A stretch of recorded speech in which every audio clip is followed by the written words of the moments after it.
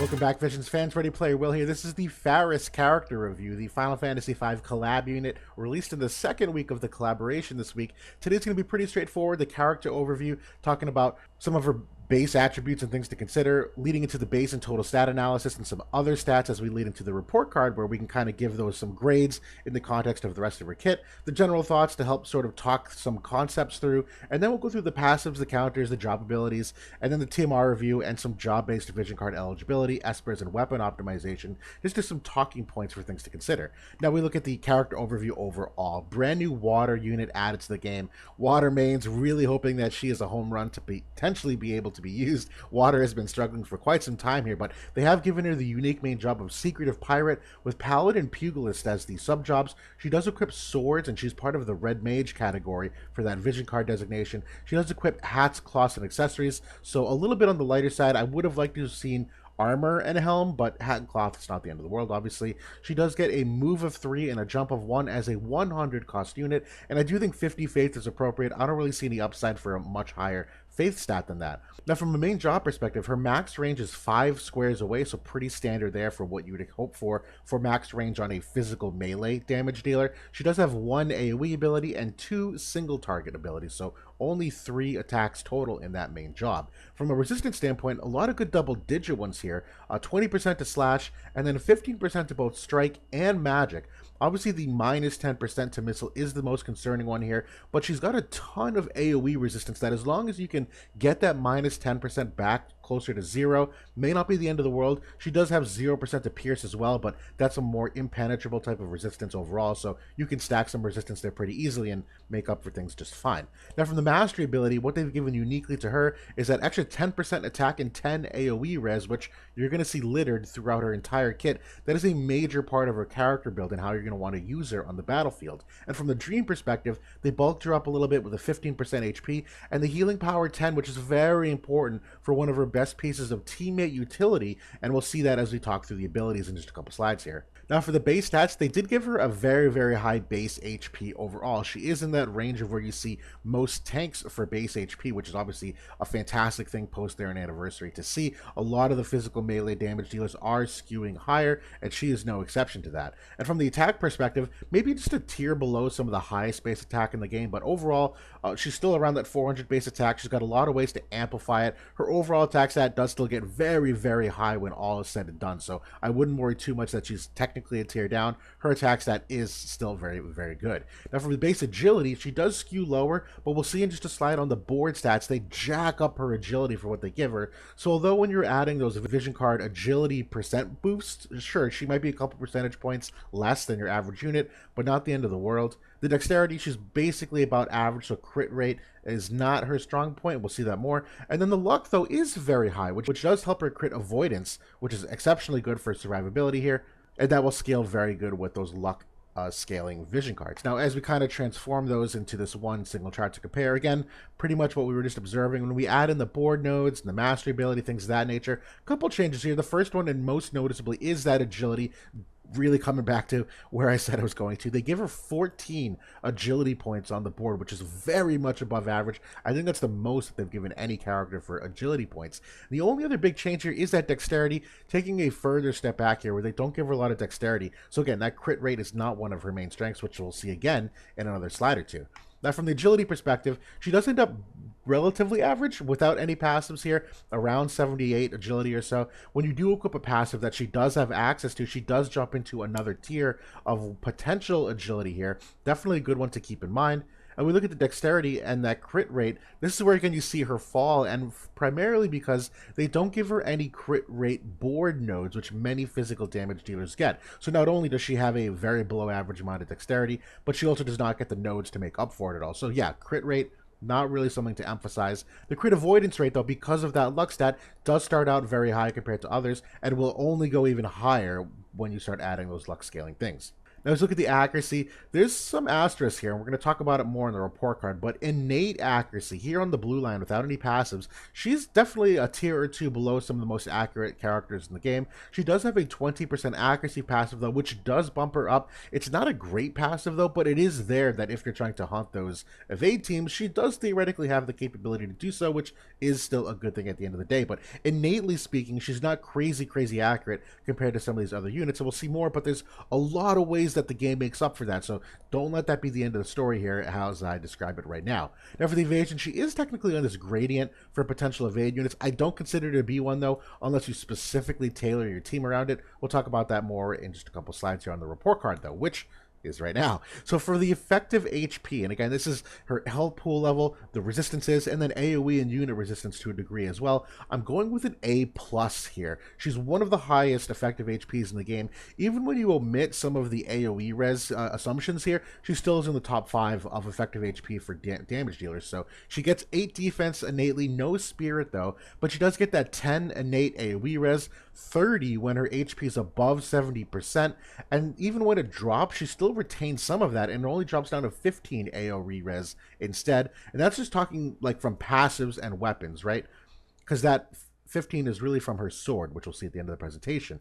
But from a survivability perspective, I'm giving her an A here. Exceptional amount of survivability in that she's got a counter ability, which is a 50% chance to reduce all damage by 20%. So it's kind of like a mini protect in that regard, which on that topic, she does actually have protect and shell on the same buff that will give her an additional 20 AoE res to what we already mentioned above, and Silja's Divine Blessing, which is a follow-up attack on her main AoE, also regains 24% of her total health every time you use the ability. So yeah, she's got some ways to kind of sustain her health and really be kind of that brawler character that a lot of people like to theorycraft about. Now, from a damage perspective, I'm going with a B+ here. She's got no barrier break, which I think is very sad, unfortunately, and she has limited slash res pen compared to the top tier units. It's not the end of the world. She can get to very high levels, but it takes some extra work than characters like Sephiroth or Bradley, which is kind of the barometer, right, when we look at potential slash res pen. But overall, her attack stat does get very high. She's got some great tank busting capability with the defense pen.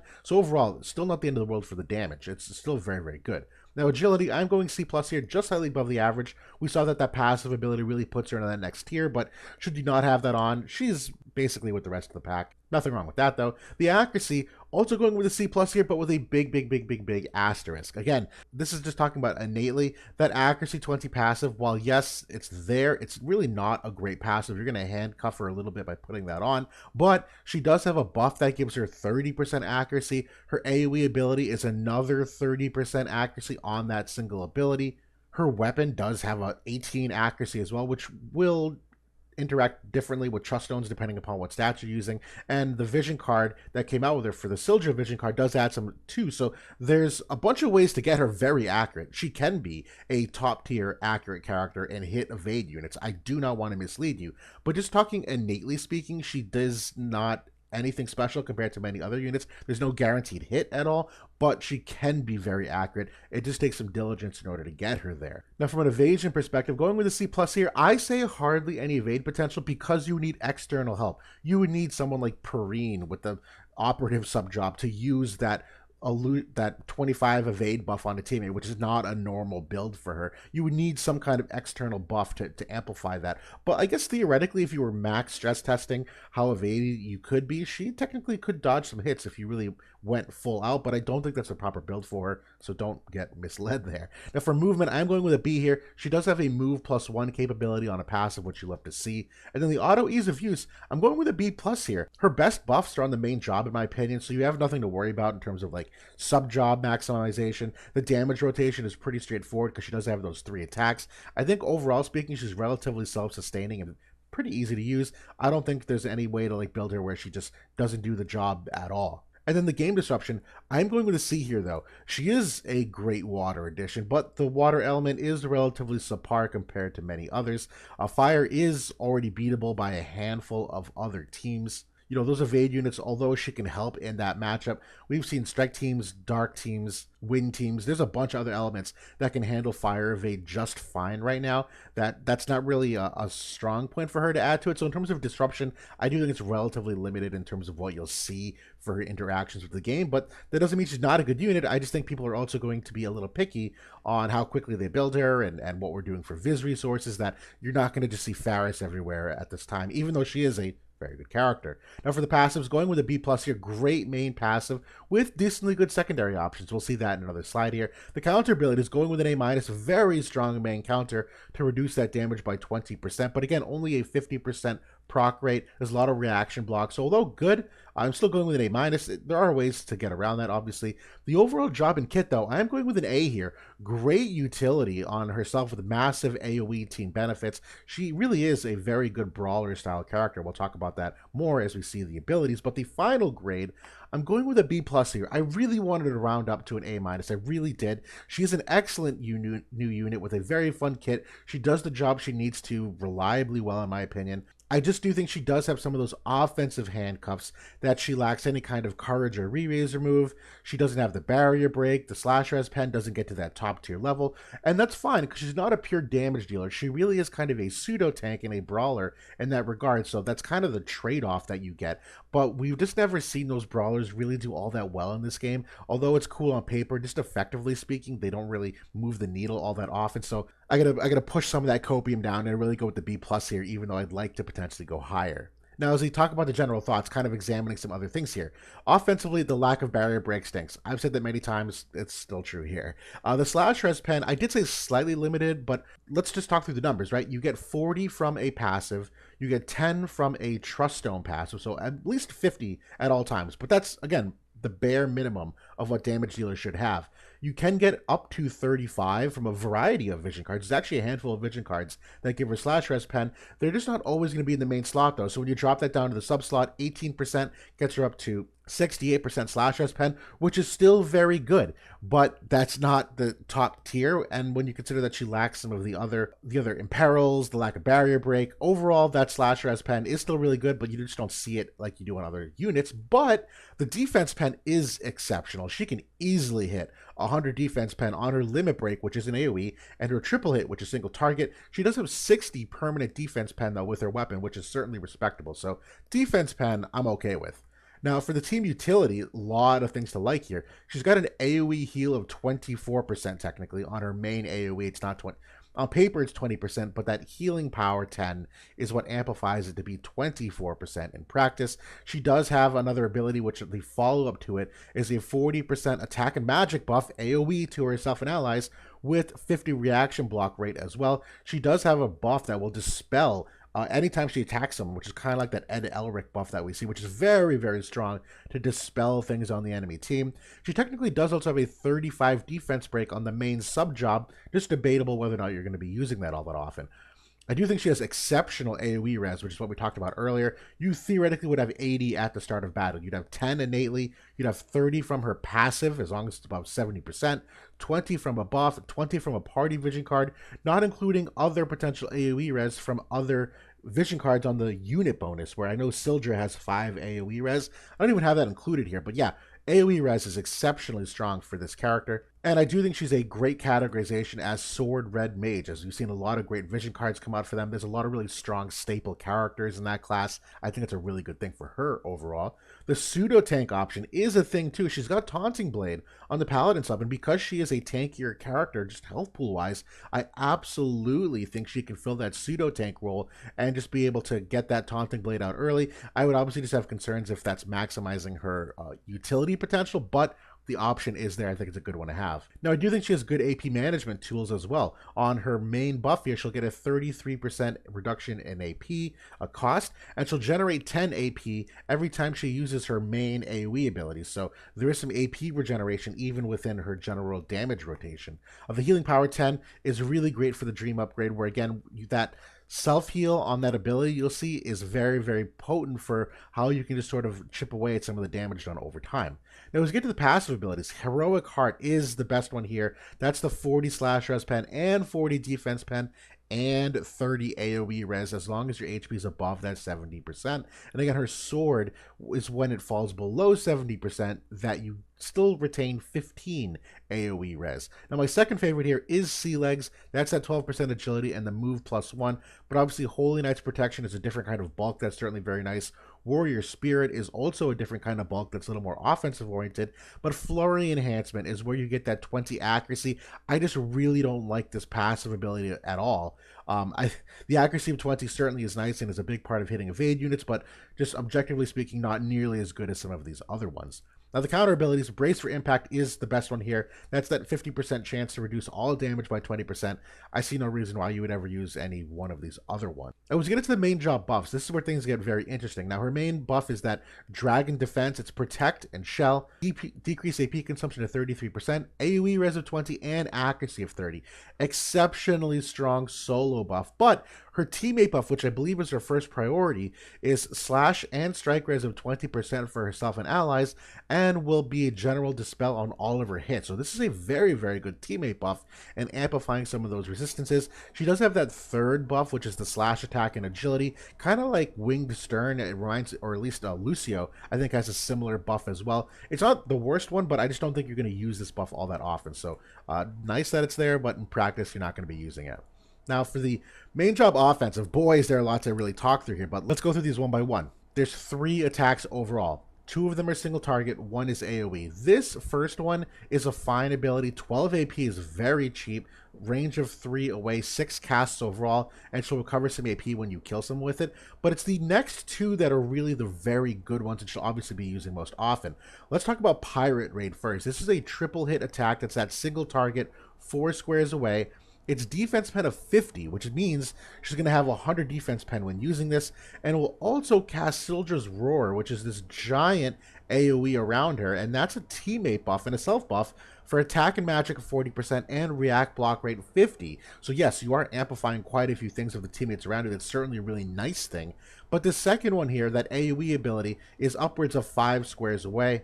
And it's got that square shape, which is really flexible for hitting multiple characters in certain ways. That's that 200% mod, 30% hit chance, and when you use this ability, the same thing, that diamond shape all around her, she will restore 24% to all allies and herself every time she uses this, as well as that AP restoration of 10 to herself. So that 30 AP ability really only costs 20 net effect after using it. But overall, these are some really interesting abilities. I think they overall get the job done in terms of aiding what she wants to do for buffing teammates and kind of doing some self-sustain. Now, the limit break. This is another great one that it's a 4 range limit break. It's that defense pen of 50, so will be 100 defense pen when using it.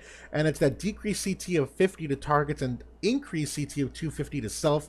Obviously, we've seen how powerful this can be. This is a great one for her just getting another very quick turn to potentially get some extra healing or some extra buffs in.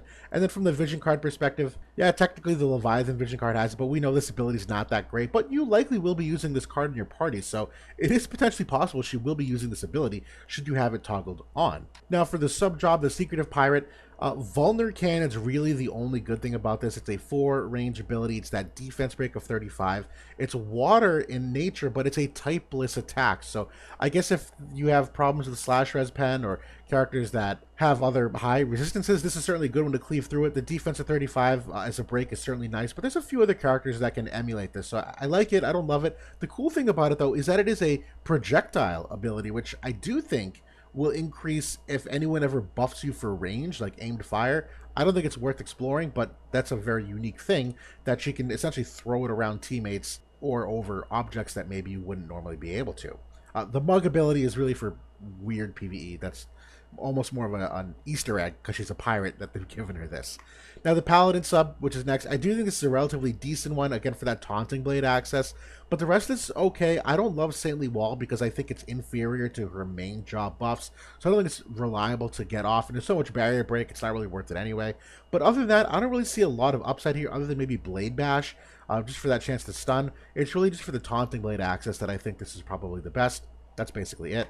And then the Pugilist subjob. This is one that I actually do think is very good. I'm probably going to use it primarily because these are the kind of abilities that, as you brawl, like Spirit Breaker and Demon Purger, the modifiers get stronger the more hits you take, and she can take a couple hits. That I do think having that strike access that only ramps up in strength fits her perfectly. I think this is probably the best option overall. Now, as we look at the TMR review. This is kind of similar to other ones that we've seen. This is a haste TMR, but it will increase the max HP by 25% for 3 turns. Having a very high base HP on her does mean that you will regen, oh god, I don't know, 1200 HP at the start of the battle, whatever that amount is. And yeah, stat-wise, leans into what she wants to do with accuracy and crit evade, so that's not surprising either. Overall, this is a good TMR, but a little bit redundant with what we've seen for the haste options. I think it's probably subpar when you're comparing all of the haste TMRs together. I think the other ones are better, but it certainly is still a good one overall compared to all other TMRs. Now, the job-based vision cards, again, this is where the strength of the Sword Red Mage is. You do have a couple options here for AoE res on both Meeting in the Moonlight and a Party for All. The rest of them really are kind of sub-vision card in nature in terms of potential impact, like Sildra, that's that slash res pen that's universal for Sword Red Mage. You do have some resistance-oriented ones like Journey of the Groms, when it's got that strike res. Same thing with Defenders of the Bonds of Brotherhood, which is Pierce res for her. Overall, not the worst cards in the world. You still will need some help, but overall, thumbs up for the Sword Red Mage and the potential there. Now, we look at the Espers. This is very straightforward for her, in my opinion. It's really Sildra, Odin, Dark Odin. That's your bread and butter. The Sahagin Prince that's coming in a couple weeks, or whenever that is probably the best one for her, quite honestly, in that it gives her that extra agility. It's got the water attack, a couple of good things here. But it's really also matchup dependent, where when you have a brawler character, you want to make sure that they're not dying quickly. And so, although these are good offensively, I would consider also Espers that have some of that missile res on them, like Dark Golem and Death Machine. But really, at the end of the day, getting the right element res, I think, is very important for her as well, to make sure that she can do that brawler job she's really intended to do. And finally, when we look at the weapon optimization, the Serpent Fang, I really think that's the best weapon for her. I see nothing else that's even remotely close. It's got 18 accuracy on it, and yes, it's only got one build here in the Assault build, 165 attack, 18 accuracy. It's got a permanent 20 defense pen. It's also got Human Killer 10 for that extra mod for Faris in particular. But the extra things here is that there's a defense and spirit debuff res, which I haven't mentioned at all yet, but this is very good for your HP above 70% that you can't have your defense or spirit broken, and the AoE res as well of 15 when you fall below that 70% threshold. So that counteracts her main passive ability. I see no reason why you wouldn't equip the sword. It's literally perfect for the job she's meant to do. And that's the Faris character review in a nutshell. Again, a very, very good character. There's a couple deficiencies from a DPS perspective, but again, that's not really her true role so much as it is to be that more brawler style, maybe that pseudo tank style. Overall, though, a very, very interesting character. I do think a lot of people will have success with her. I just don't think she's going to really disrupt the game in any sense, particularly when we talk about the Visior crunch that we're going to see right now and what people might be spending and using overall and saving up for. But that's it for now. Thanks for watching, everybody, and I'll talk to y'all soon.